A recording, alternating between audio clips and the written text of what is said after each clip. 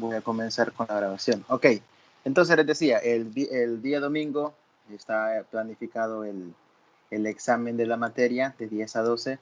En su momento, ese día, tienen que estar pendientes al grupo de WhatsApp por cualquier indicación que se dé del examen, si hay alguna extensión en el tiempo de entrega o cosas por el estilo. Si en un momento dado tienen problemas el domingo para mandar su examen en el enlace de plataforma, siempre que sea durante el tiempo respectivo, lo pueden mandar a mi correo, no hay ningún problema.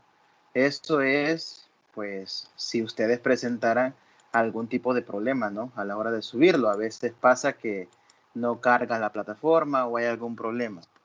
También recuerden que, si no me equivoco, por ahí les mandé una notificación de que mañana, creo que va a estar mañana y pasado, estará en mantenimiento de la plataforma, así que no podrán tener acceso a ella. Así que si quieren revisar algún documento de ahí, pues traten de descargarlo hoy para que no tengan problemas el día de mañana. Otra situación con respecto a la unidad 3, como es un foro por unidad, entonces, pues ya pasaron los primeros dos. Creo que ya está habilitado o se va a habilitar el foro de la unidad 3 dentro de muy poco. Quiero ver. Solo quiero ver si ya está habilitado o no. No, no está habilitado, pero dentro de poco se va a habilitar el foro de la unidad 3. Entonces, yo les voy a asignar este fin de semana que viene los ejercicios, así como lo he hecho anteriormente por correo, los ejercicios que les va a tocar resolver de la unidad 3. Siempre van a ser dos, y es lo que van a subir a plataforma y después, pues de esos dos, el que quiera ganarse puntos extra, pues hace una exposición. Esos puntos extras serían ya para el segundo parcial. Entonces, pero los voy a asignar hasta el fin de semana, quizás el día domingo, para no interferir un poco con lo que ustedes van a estudiar para el sábado, para el domingo, perdón, del examen parcial. Así que para no interferir con eso, pues se los voy a poner hasta el domingo para que ustedes los empiecen a trabajar. También recordar que el examen parcial es exclusivamente de las unidades 1 y 2. El examen parcial que se va a hacer el día domingo. Creo que por ahí les habían puesto... Buenas noches, Manuel. Creo que por ahí les habían puesto un aviso y había mandado el coordinador un mensaje el día de ayer, un mensaje y un correo, donde se hacía la aclaración respectiva. Quiero ver. Manuel, el micrófono, por favor. Ahorita, perdón. Gracias. Bien, entonces estoy buscando la confirmación de los temas. Yo recuerdo que eran contenidos de unidad 1 y 2 para el examen parcial. Contenidos 1 y 2. Creo que está en las orientaciones académicas. Voy a corroborar.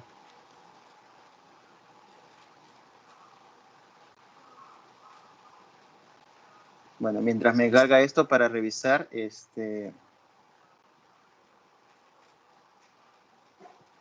vamos a ver, evaluación. Bueno, la prueba ordinaria 1 dice unidades 1, 2 y 3, pero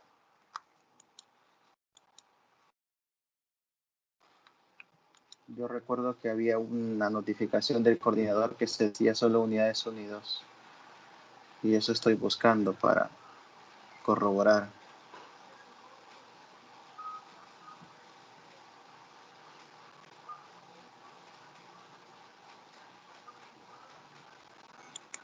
Vamos a ver.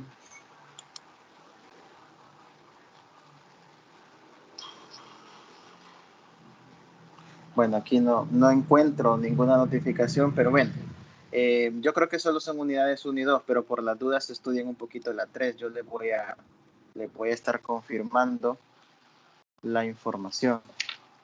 O ya les había dicho algo de qué unidades venían, chicos. Confírmenme, que no me acuerdo.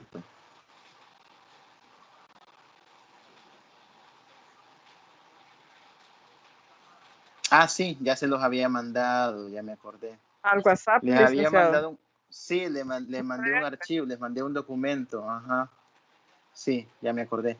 Que dice unidades 1 y 2 y ahí están específicamente los temas que se iban a cubrir para este primer examen parcial. Así que ya un peso menos para mí. Así que bueno, ahí está confirmado. Y vuelvo y les repito, el foro 3 todavía no se ha habilitado, se habilitará después, supongo yo, del examen. Y el domingo, ya después que haya pasado todo lo del examen, les voy a mandar el correo con los ejercicios que les corresponden de la unidad 3 para entregar en el foro, para que vayamos saliendo de esos compromisos también. Así que hoy se los voy a habilitar con tiempo para que no surja el problema de la vez pasada. Bien, por lo demás, vamos a dar inicio a lo que corresponde abarcar el día de hoy. No nos vamos a entretener tanto porque el objetivo no es venir a pasar mucho tiempo por acá. Así que vamos a ver.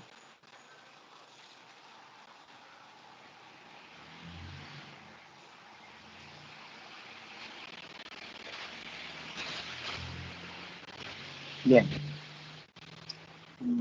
Me confirman cuando ya les aparezca lo que les estoy compartiendo. Tiene que ser referente al tema de cuadriláteros. Me confirman, por favor, si ya les está apareciendo.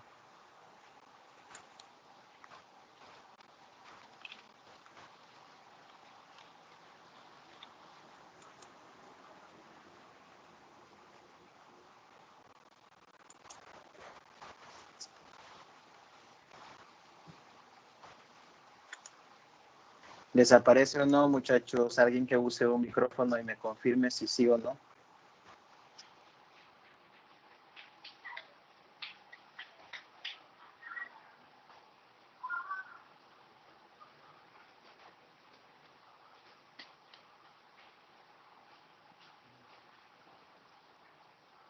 Sí, Lick. Vaya, gracias. Muchas gracias por la confirmación. Bien. Sí, sí, aparece ahí la presentación. Ok, muchas gracias. Bueno, vamos a comenzar, les decía, con el estudio de la unidad 3. Esto no viene en el examen, pero hay que empezar a tratarlo desde ya, si no vamos a ir sufriendo serios atrasos con respecto a los contenidos. Al igual que las anteriores tutorías de repaso, aquí normalmente venimos a discutir un poco conceptos, aclarar definiciones para posteriormente en las tutorías de los sábados, que este sábado, por cierto, no hay tutoría este sábado, recuerden, porque este fin de semana es de exámenes, tutoría no hay, pero eso no implica que no puedan hacer ustedes ni algún tipo de consulta, ¿verdad?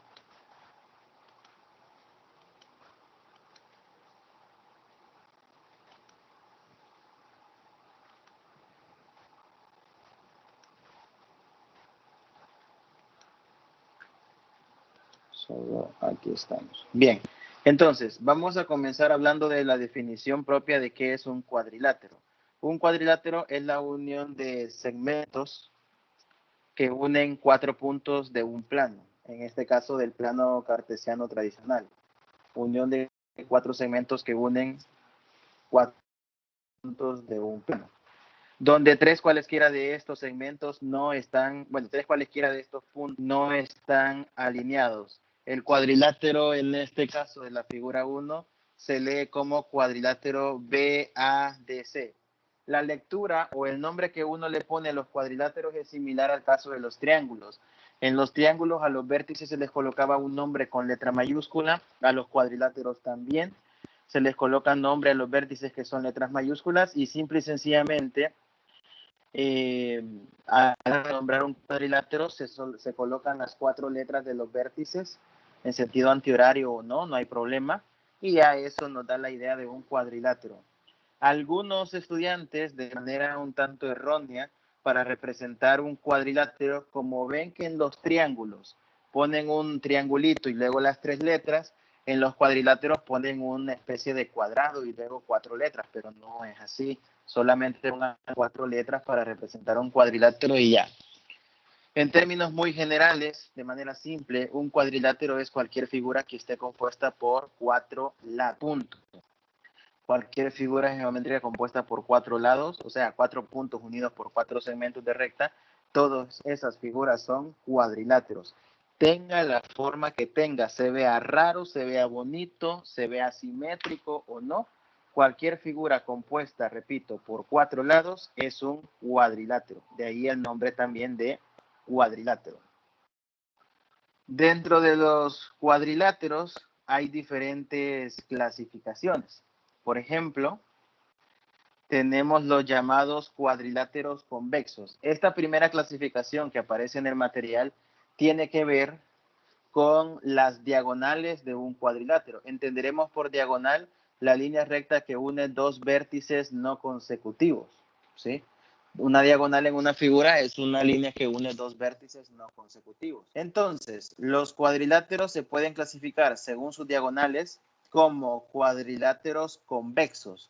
Los cuadriláteros convexos es cuando nosotros trazamos las diagonales en un cuadrilátero y las dos diagonales quedan en el interior del cuadrilátero. Unimos puntos que no son consecutivos, unimos vértices no consecutivos, y esos segmentos de recta que unen los vértices quedan completamente dentro de la figura, como en este caso, la línea AC y el segmento BD son segmentos de recta que unen vértices no consecutivos y quedan completamente dentro de la figura. Por lo tanto, es un cuadrilátero llamado convexo. Es importante tener claras estas definiciones porque en algunos ejemplos y ejercicios les van a hablar de que tienen que trabajar con cuadriláteros precisamente convexos. Entonces, puede ser que les digan solo, considere un cuadrilátero convexo y no le den el dibujo y usted tenga que plantearlo. Entonces, en ese caso, pues se verá en la necesidad de eso, de plantear el dibujo y pues tendrá que tener claro a qué se están refiriendo con cuadrilátero convexo. Después, aparte del cuadrilátero convexo, tenemos el llamado cuadrilátero entrante. Vamos a esperar que cargue. Cuadrilátero entrante.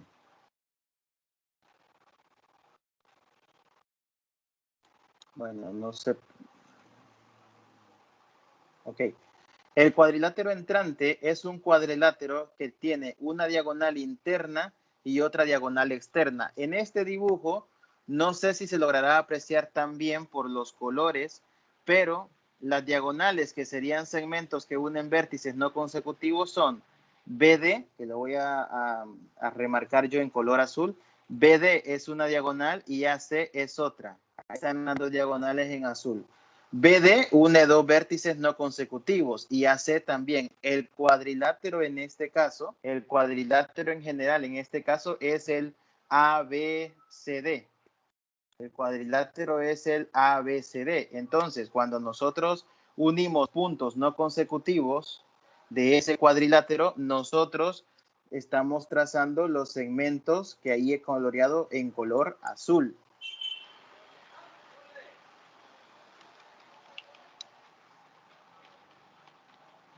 Entonces, al ver esas líneas, al ver esas diagonales, nos podemos percatar que una diagonal, la BD, queda por dentro del cuadrilátero y la otra queda en la parte de afuera, la AC. Entonces, cuando eso sucede, cuando tiene una diagonal adentro y una diagonal afuera, se conoce con el nombre de cuadrilátero entrante.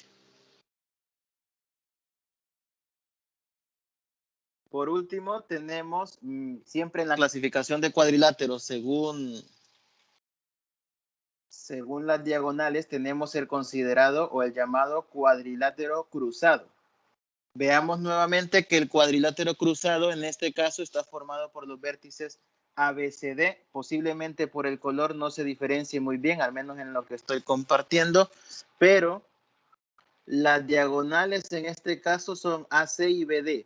O sea que el cuadrilátero está formando como una especie de X, digámoslo así, a la hora de tomar los lados. Los lados en este caso del cuadrilátero son ABCD y están formando como una especie de letra X, la línea AD, perdón, y la línea BC. Así que el cuadrilátero, si lo queremos ver bien, sería una figura compuesta por 4 lados. Es las dos partes que estoy sombreando yo ahorita en rojo.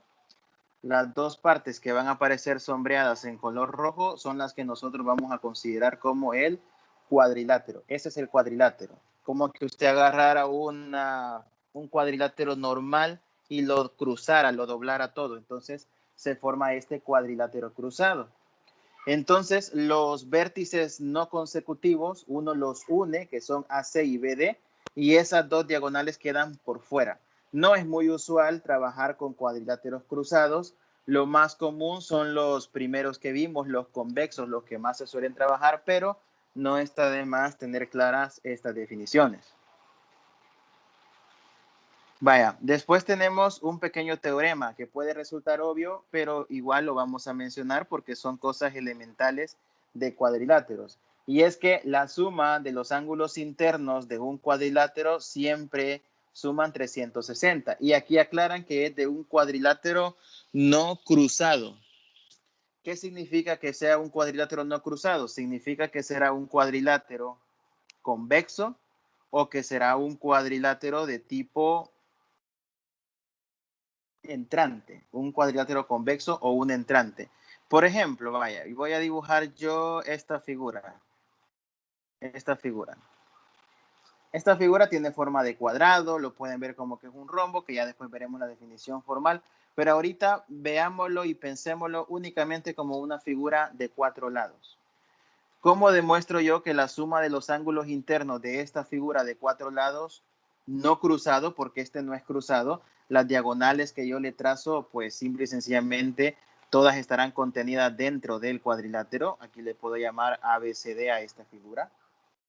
Entonces, simple y sencillamente para hacer la prueba de que la suma de los ángulos internos vale 360, lo que tenemos que hacer es trazar una de las dos diagonales, por ejemplo, BD, y lo que sucede es que el cuadrilátero queda dividido en dos triángulos. Y bueno, la suma de los ángulos internos de cada triángulo vale 180 grados. Por lo tanto, yo puedo venir y decir lo siguiente. A este le voy a poner A minúscula, B minúscula, C minúscula, D, E y F. Le pongo un nombre a cada uno de los ángulos de cada triángulo. Entonces, yo digo lo siguiente. La medida del ángulo A más la medida del ángulo B más la medida del ángulo C es igual a 180 grados. Por ser un triángulo, la figura formada por los vértices ABD, por propiedades de triángulo. Y luego el ángulo D más el ángulo F más el ángulo E también suman 180 grados. Por lo mismo, por ser ángulos de un triángulo, ángulos internos de un triángulo. Entonces aquí se cumple que la suma de los tres ángulos internos de un triángulo suma 180. Ese es un resultado que nosotros ya damos por hecho. No estoy usando yo ángulos iguales ni nada por el estilo, para que no crean que estoy aprovechando la forma como dice el dibujo. Yo lo dije al inicio. Supongamos que es una figura nada más de 4 lados y yo no voy a suponer ni que tiene ángulos iguales ni que tiene lados iguales, nada. Yo lo único que supongo es una figura de 4 lados. Por ser una figura de 4 lados, yo trazo una diagonal y esa diagonal hace que la figura se parte en dos triángulos. Y por propiedades de triángulos, la suma de sus ángulos internos mide 180 y por lo tanto la suma de todos los ángulos de la figura serían 180 más 180 y eso terminaría dando 360. Y así es como estaría demostrado el teorema. ¿Qué pasa si se trata específicamente de un cuadrilátero entrante? Entonces tendríamos una figura más o menos así, una figura de 4 lados, con una forma, por ejemplo, como esta. Y le voy a poner los nombres a los vértices. Le podría poner vértice A, vértice B, vértice C, vértice D. Los 4 vértices. Entonces, si es un cuadrilátero entrante, ¿cómo demuestro ese resultado? Igual, trazo una diagonal, particularmente aquí, la diagonal que conviene trazar es la que está por dentro. Trazo la diagonal AC, porque la otra diagonal BD quedará por fuera, esa no me sirve. Trazo la diagonal BD, se me forman otra vez dos triángulos y por propiedades de triángulos, la suma de sus ángulos internos mide 180. Y se acabó. Esa es la forma, sin entrar en detalles, porque lo estoy comentando y no tiene mucho sentido escribirlo, pero sin entrar en detalles, esa es la forma de por qué la suma de los ángulos internos de un cuadrilátero suman 360. No sé si hay alguna pregunta hasta ahorita.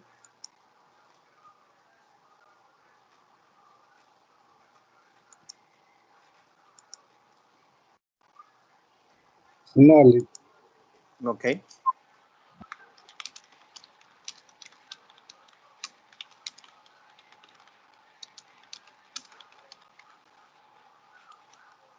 Bueno, sigamos entonces.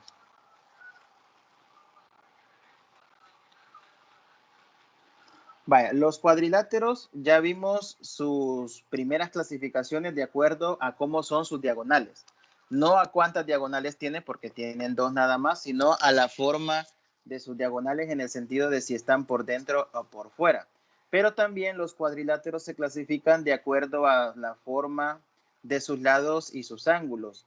En cuadrilátero equiángulo, el equiángulo es también un cuadrilátero convexo, o sea, cumple con ser convexo y se le llama equiángulo porque todos sus ángulos internos son iguales. Entonces, los cuadriláteros equiángulos que cumplen con ser convexos, o sea, eso es ley que deben ser convexos, y que tienen sus ángulos iguales, pues uno de los ejemplos más clásicos es el cuadrado, porque tiene todos sus ángulos de 90, y también el rectángulo, que es una figura que tiene todos sus ángulos de 90. Esos son los dos cuadriláteros que uno puede considerar como equiángulos. Hay otras figuras que uno las podría ver así o no, porque por ejemplo los rombos, que ya veremos su definición más adelante, los rombos no necesariamente son equiángulos. En algunos casos sí, pero es en el caso particular de los cuadrados, pero en otros casos no.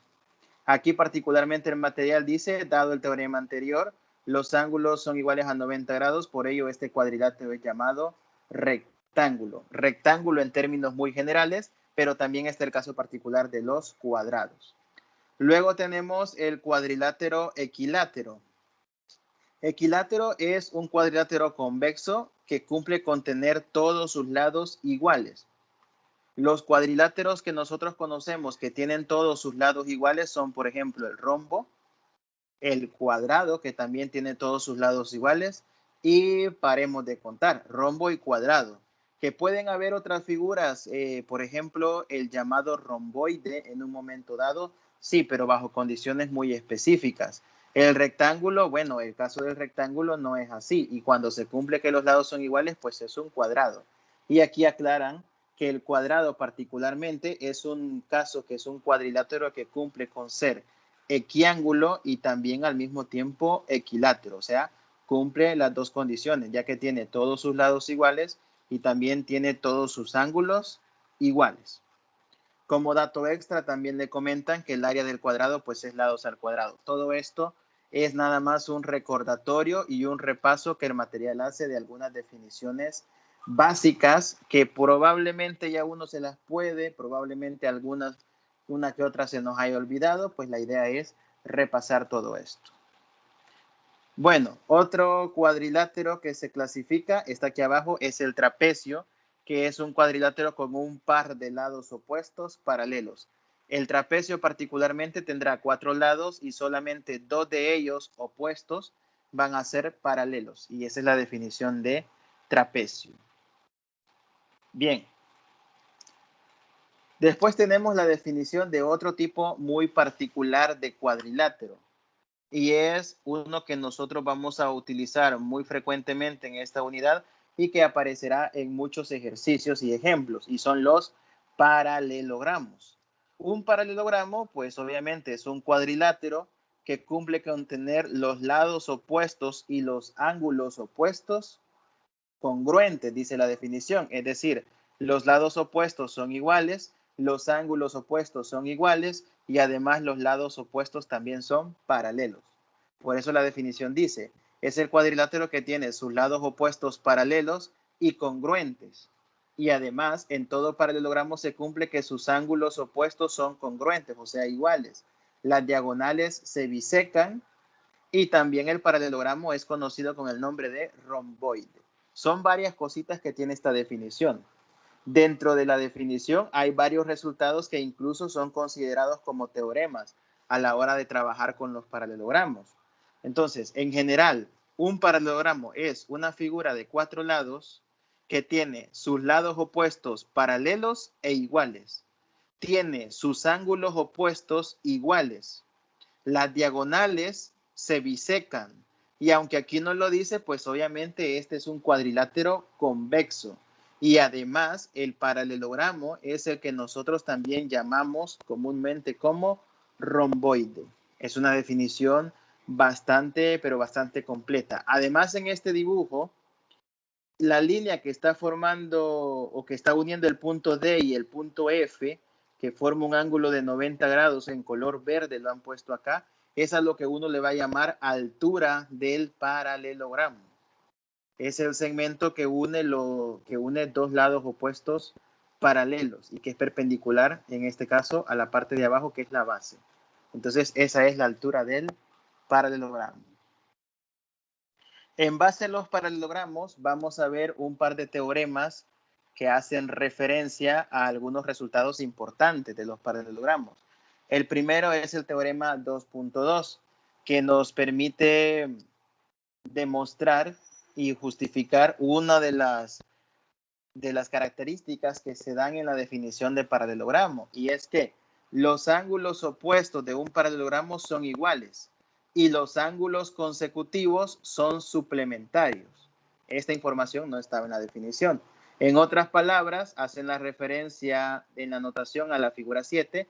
El ángulo BAD, según esta figura, tiene que ser igual a alfa, que es lo mismo que el ángulo DCB, y el ángulo CBA, que no le han puesto nombre, es igual al ángulo ADC, que sería 180 menos alfa.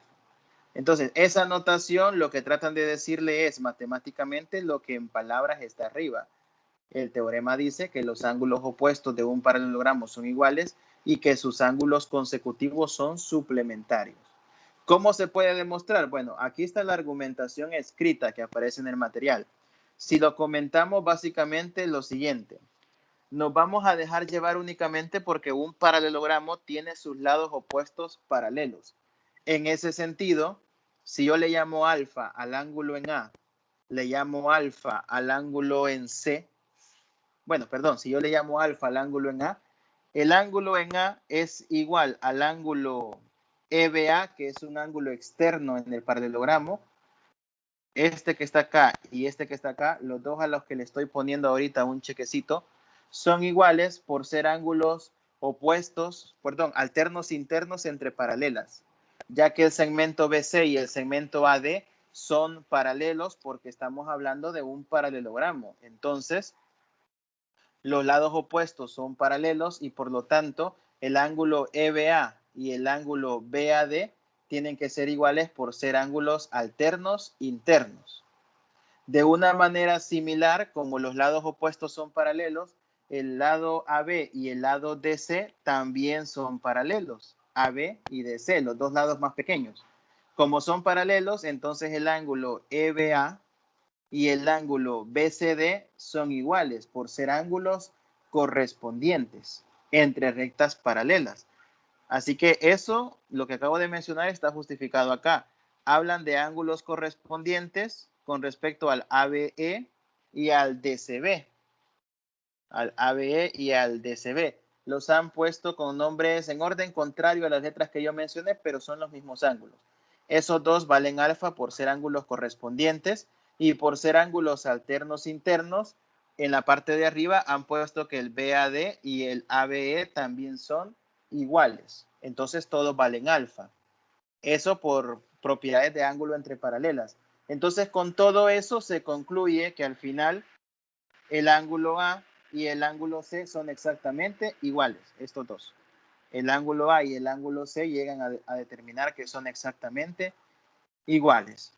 Para la última parte, para saber si los ángulos consecutivos son suplementarios, basta decir que el ángulo ABC, por ejemplo, este que está acá, es 180 menos alfa. ¿Sí? Este es 180 menos alfa porque son suplementarios. O si no lo queremos ver como 180 menos alfa, bueno, póngale otra letra, beta, a este ángulo. Y resulta que alfa más beta están formando un ángulo de 180 grados. Pero como alfa es el ángulo también que está en A arriba, resulta entonces al final que el ángulo, lo voy a poner así, el ángulo BAD más el ángulo ABC tiene que ser 180 grados. O sea, dos ángulos consecutivos, el BAD que es alfa y el ABC que es beta. Los dos sumarían 180 y con eso se demuestra que los ángulos consecutivos son suplementarios, o sea que juntos suman 180. El teorema 2.2 en el enunciado que está acá no me habla de que estamos trabajando con un paralelogramo, eso lo quiero aclarar, pero si uno revisa el material, antes de este teorema hay un párrafo que dice, dado el paralelogramo ABCD por propiedades de ángulos entre paralelas, es posible probar el siguiente resultado. Es decir, aquí no he puesto yo un par de líneas que hay antes del teorema que hacen referencia a la definición de paralelogramo y dejan claro que se está trabajando con un teorema asociado con paralelogramo. Así que eso lo quería dejar claro para que no pensaran de que, bueno, usted está suponiendo ahí que es un paralelogramo, pero el teorema no lo dice. No lo dice, pero el párrafo antes, insisto, sí hace alusión a que sí se está hablando de un paralelogramo. ¿Preguntas con esta prueba?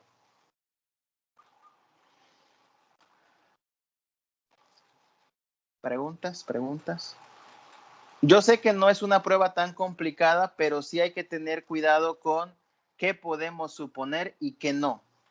Es cierto que la definición de paralelogramo me menciona todo esto, que los ángulos opuestos son iguales, que los lados opuestos también. Pero si el teorema me dice que lo que tengo que probar es que los ángulos opuestos son iguales, pues no puedo suponerlo. Solo puedo partir de que si es un paralelogramo, sus lados opuestos son paralelos y nada más. Así que no sé si alguien tiene alguna pregunta sobre esto que acabo de mencionar. ¿Preguntas?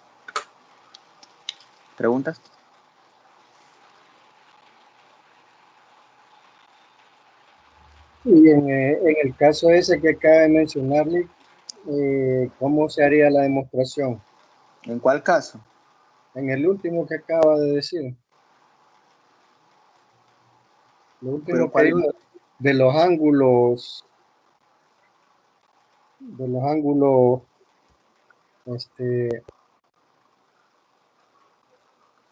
opuestos. ¿Y no eso es lo que hemos hecho, pues? Aquí se ha probado que los ángulos opuestos son iguales y que los ángulos consecutivos suman 180. Y lo único que hemos supuesto de partida es que los lados opuestos del paralelogramo, pues obviamente son paralelos, nada más. Bueno, gracias, Lee. Sí, de ahí en más, vaya, por ejemplo, si yo parto de que los ángulos son iguales, de que los ángulos opuestos son iguales, pues realmente no hay mucho que demostrar ahí. Si los ángulos opuestos son iguales, solo me guiaría por el hecho de que, bueno, solo tendríamos que probar la última parte, que los ángulos consecutivos son iguales, pero son suplementarios, pero si los opuestos son iguales, aquí tengo dos que valdrían alfa, los otros dos valdrían beta.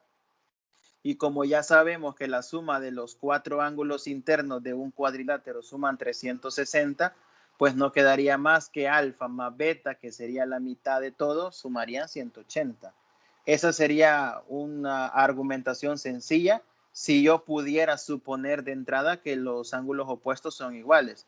Aunque de hecho, después de haber demostrado, según esta prueba, lo primero que demuestran es que los ángulos opuestos son iguales.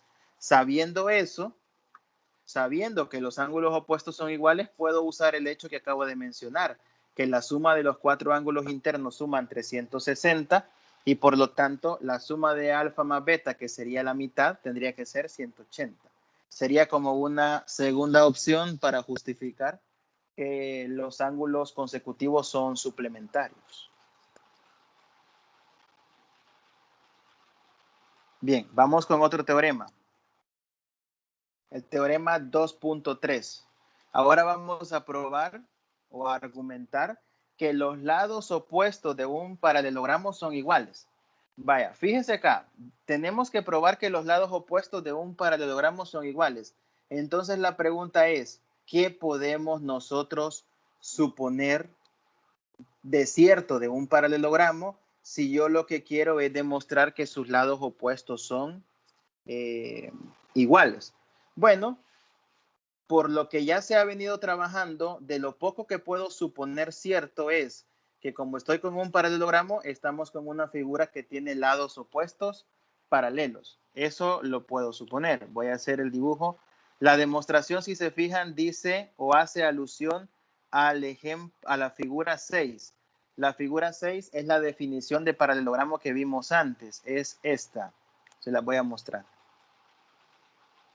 La prueba hace alusión a esta figura, a la figura de la definición de paralelogramo. Esta es la figura 6. Entonces, es la que nos piden tomar como referencia para ver la demostración.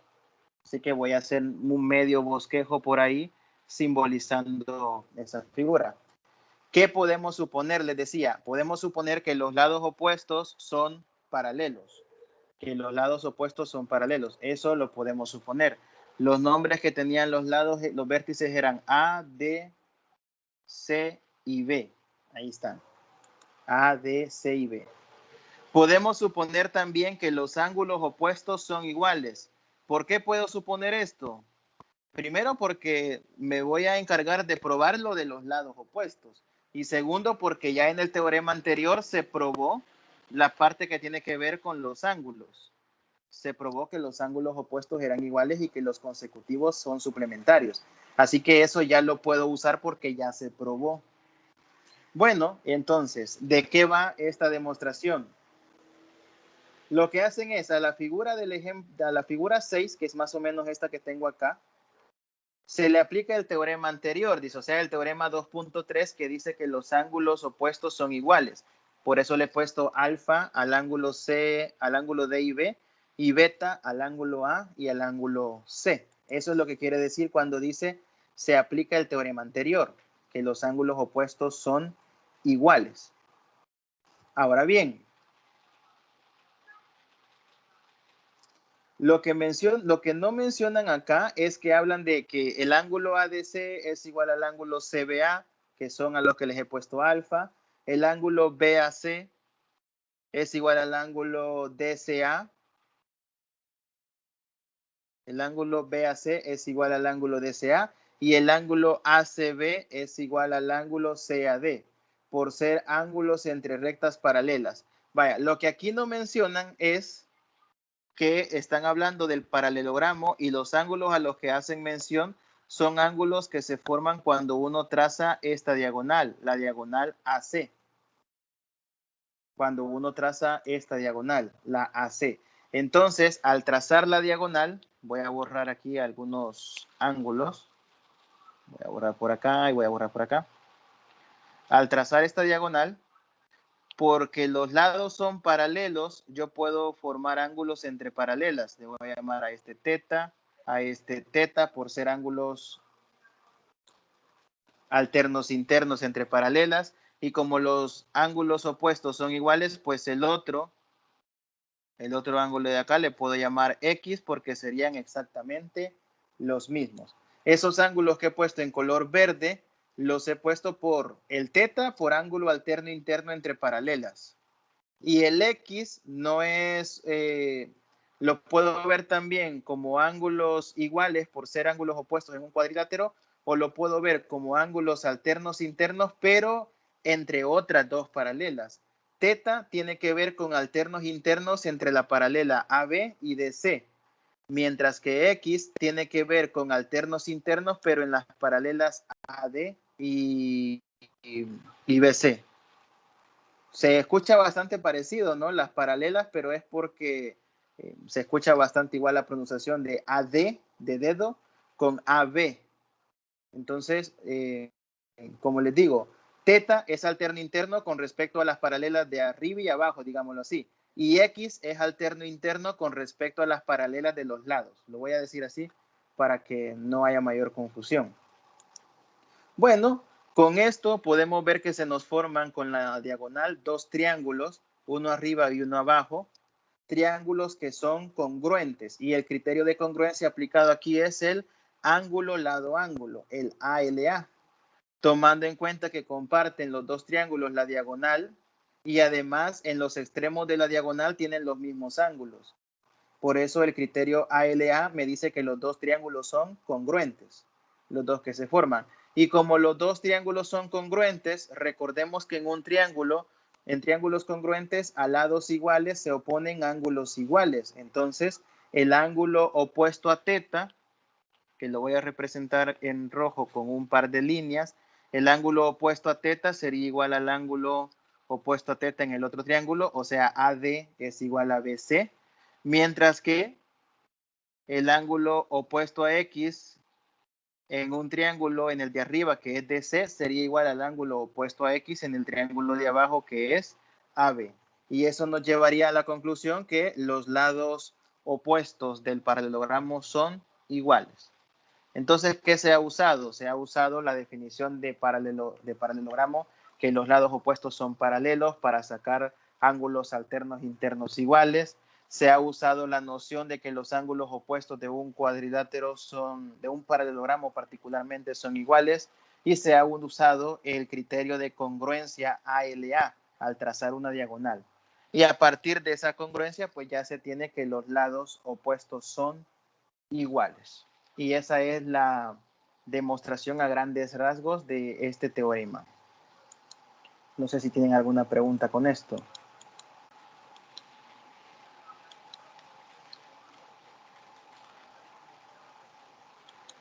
Preguntas.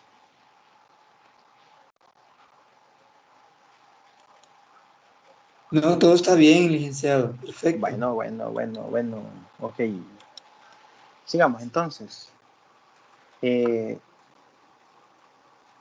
Noto que por aquí la compañera Sonia creo que tiene problemas de conexión, ¿o no? ¿Quiero ver? Es que quiero entrar por la compu y estoy oyendo por el teléfono, pero como me toca exponer mi ejercicio. Ya. Es que yo pensé que era alguien más porque me salía conectada como SL. Sonia López por el otro apellido. Me salía conectada como SL, creo, y después pedía ingreso SE. Pensé que era alguien más. Pero bueno, ya sé que es usted. Bueno, ya vamos a ver al final si se puede o no se puede. Si no, pues vamos a ver cómo arreglamos de otra manera. Bien, continuemos. Lo último que toca hoy, como les digo, es nada más un recordatorio de algunas propiedades básicas de cuadriláteros y algunas definiciones y clasificaciones que ya ustedes anteriormente han visto. La definición 2.6, la definición de rectángulo, que es un paralelogramo, también es un cuadrilátero convexo que tiene sus cuatro ángulos iguales a 90 grados. Esta es la definición, es una definición tal vez no muy apegada a lo que nosotros sabemos de rectángulo, pero es una definición, es la definición general del rectángulo.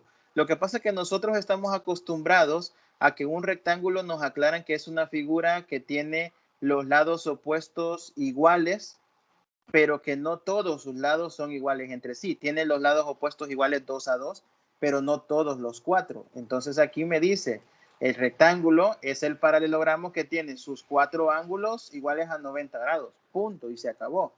Entonces uno se queda pensando, bueno, si es un paralelogramo, ok, se entiende que los lados opuestos son paralelos. Bien, sus ángulos son de 90, sí, ya lo sabíamos, pero no dice nada de sus lados. Obviamente, al ser un paralelogramo y los ángulos ser de 90, los lados opuestos tienen que ser iguales. Sin embargo, bajo esta definición que está dando el material, el cuadrado también se tomaría como un rectángulo porque el cuadrado cumple exactamente esta definición. Entonces, ¿qué pasa? Lo que sucede es que un cuadrado es un caso particular del rectángulo. Un cuadrado es un caso particular del rectángulo cuando los cuatro lados son iguales. Después tenemos la definición de rombo. Con el rombo hay un gran dilema. El rombo me dice aquí que es un paralelogramo que tiene sus cuatro lados iguales. Punto. No me dice nada de sus ángulos. Sin embargo, hay algunos resultados del rombo que son interesantes. Un rombo simple y sencillamente tiene sus cuatro lados iguales. Entonces los ángulos no importa cómo sean. La verdad es que sí, no importa. Pero el solo hecho que sus lados son iguales, todos, me arroja algunos resultados. El cuadrado es un caso particular de rombo que tiene los cuatro lados iguales y los cuatro ángulos iguales.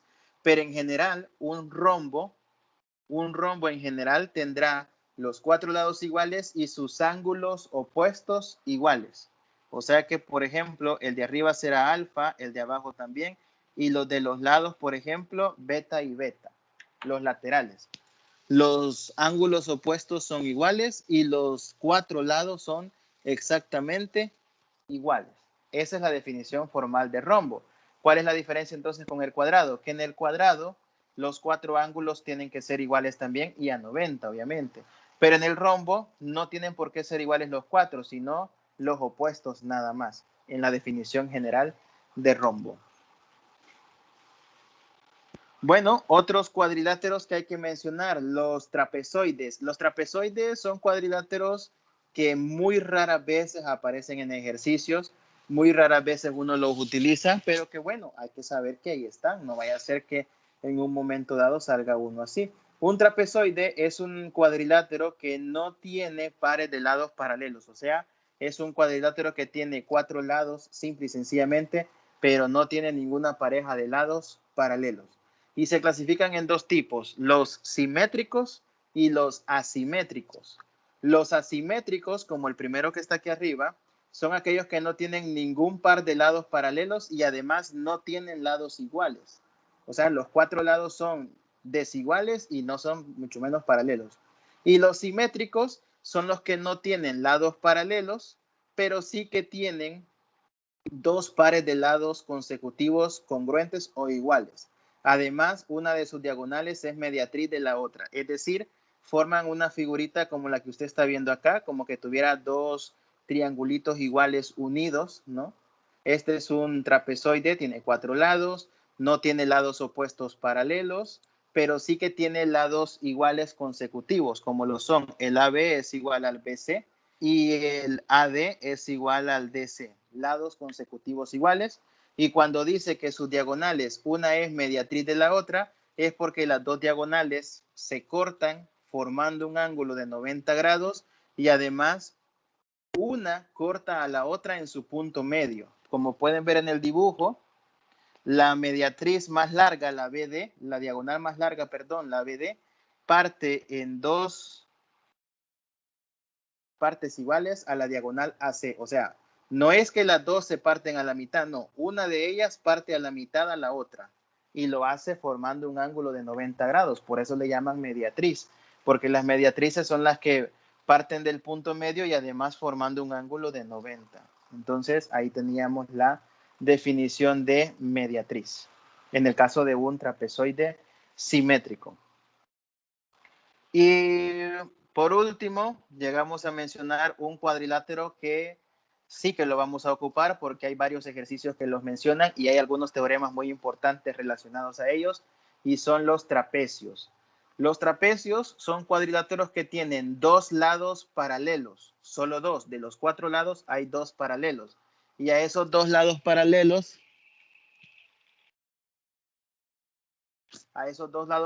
se les conoce con el nombre de base. Está la base mayor y la base menor. Siempre tendrán un lado mayor y un lado menor que de los dos que son paralelos. El segmento que une los puntos medios de los lados no paralelos recibe el nombre de mediana. En este caso es el MN. Es el segmento que une los puntos medios de los lados no paralelos. En este caso es el MN, que recibe el nombre de mediana. La distancia entre las bases mayor y menor se conoce con el nombre de altura. Y después aclaran también si M y N son los puntos medios de AB y CD respectivamente, MN es la mediana, y aclaran que el BC y AD son los segmentos que son paralelos. Y esta es la figura general de un trapecio. Así que al final, lo más importante, un trapecio es una figura de 4 lados con 2 lados opuestos paralelos, y se acabó. Lo demás son datos extras, que la unión de los puntos medios de los lados no paralelos es a lo que se le conoce con el nombre de mediana, y que la distancia entre las bases es lo que se va a conocer como la altura del trapecio. Luego tenemos una pequeña clasificación de los trapecios también, trapecios escalenos, isósceles y rectángulos. De estos tres, los que más se usan en ejercicio son los últimos dos, el isósceles y el rectángulo. El trapecio escaleno es cuando tiene obviamente dos lados paralelos por ser trapecio, pero no tiene ninguna pareja de lados iguales. El isósceles es cuando los lados que no son paralelos son iguales. En este caso, el AD. Bueno, aquí la definición dice AB igual a CD, pero no es así. Porque aquí lo que debería decir es AD es igual a CB. Así que ahí hay un error en el material. Los lados es aquel que tiene sus lados no paralelos iguales, o sea, congruentes. Según los nombres de los vértices, debería ser AD igual a CB, o sea, estos dos, los dos laterales. En ese caso es un trapecio isósceles. Y el rectángulo es cuando uno de sus lados no paralelos es perpendicular a la base, o sea, es cuando tenemos los dos lados paralelos y uno de los que no son paralelos forma un ángulo de 90 grados con la base. En este caso, el segmento AD forma un ángulo de 90 grados con las dos bases en realidad, tanto con la base menor como con la base mayor. La definición lo dice, es perpendicular a las bases, o sea, forma ángulos de 90 con las dos bases. Bueno, ya hemos hablado de la definición de cuadrilátero, de la definición de paralelogramo, de diferentes clasificaciones de cuadriláteros, viendo algunas propiedades importantes, aclarando otras cosas y viendo 3 teoremas relativos a cuadriláteros. De ahí en más, lo que estaba agendado de parte de coordinación para trabajar hoy es esto que acabamos de ver. Pero sí que nos mandan a darles la siguiente indicación, que por favor lean, no para el parcial, porque en el parcial de este domingo esto no viene, pero sí que lean las demostraciones de todos los restos de teoremas que hay en la unidad 3, que tiene que ver con cuadriláteros, y que revisen los ejemplos. Los ejercicios obviamente lo tendrán que hacer cuando les haga la asignación.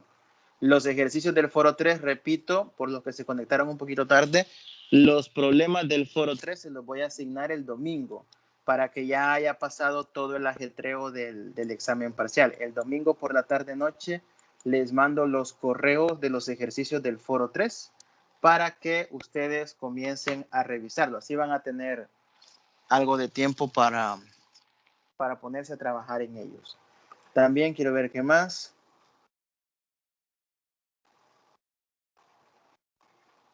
Bueno, solo esos recordatorios. Ah, y mañana, no sé a qué horas, porque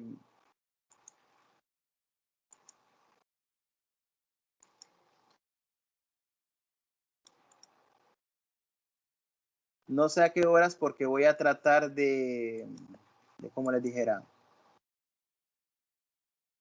Uy.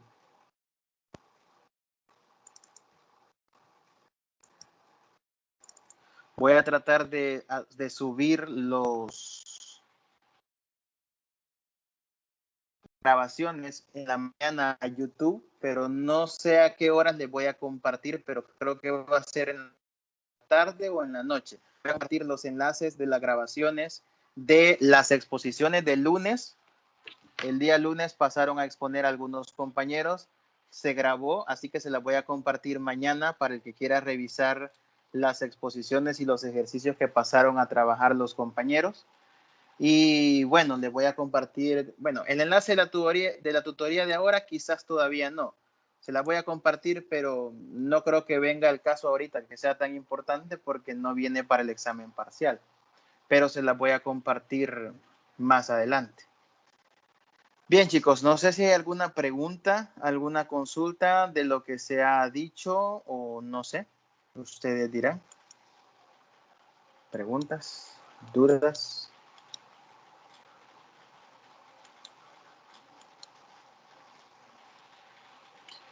Si no hay preguntas ni dudas, pues no sé, Sonia, usted iba a pasar a exponer un ejercicio. No sé si se puede o no se puede. Manuel, ¿iba a decir algo? Sí, con respecto a los que no los que no habíamos expuesto, eso es en lo del foro, porque yo no lo he puesto. E incluso ahorita me estoy dando cuenta de la de tutorial.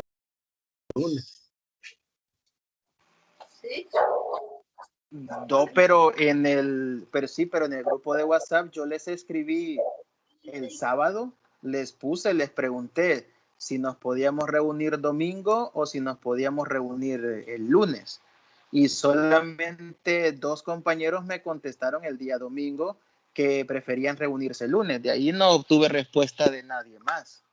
Entonces, como nadie dijo nada y solo los 2 compañeros dijeron lunes, pues entonces ahí les puse también. Está bien, nos vamos a reunir el lunes. Nos reunimos el lunes, creo que se conectaron, creo que fueron 5. Y Sonia que me escribió, que me dijo que tenía dificultades por el trabajo y yo le dije que iba a pasar ahora.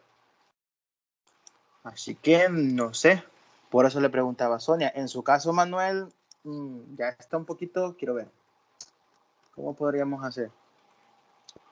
En su caso, no, por lo que veo, no tiene nada preparado para hoy, digamos. Pero el problema es que la siguiente tutoría es hasta después del parcial. El ejercicio ahora.